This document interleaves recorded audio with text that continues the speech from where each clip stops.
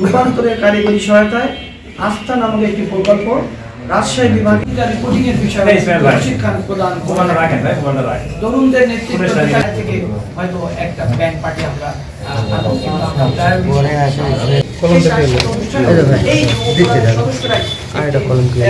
নাটক নির্মাণে সহায়তা করবে।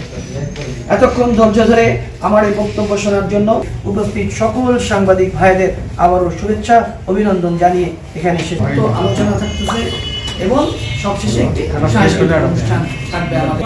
অতিরিক্ত জেলা প্রশাসক সার্বিক জয়পুরহাট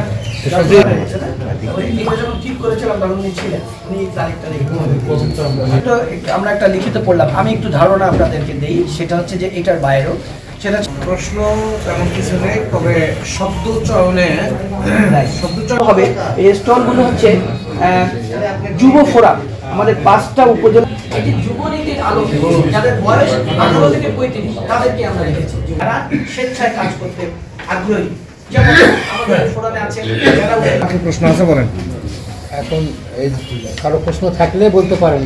ক্রিয়ায় অংশগ্রহণ করা এবং শুধু যুব না, আপনার আদিবাসী এবং পিছিয়ে পড়া জনগোষ্ঠীকেও এই গণতান্ত্রিক প্রক্রিয়ায় অংশগ্রহণ করানোর একটি আমাদের প্রয়াস।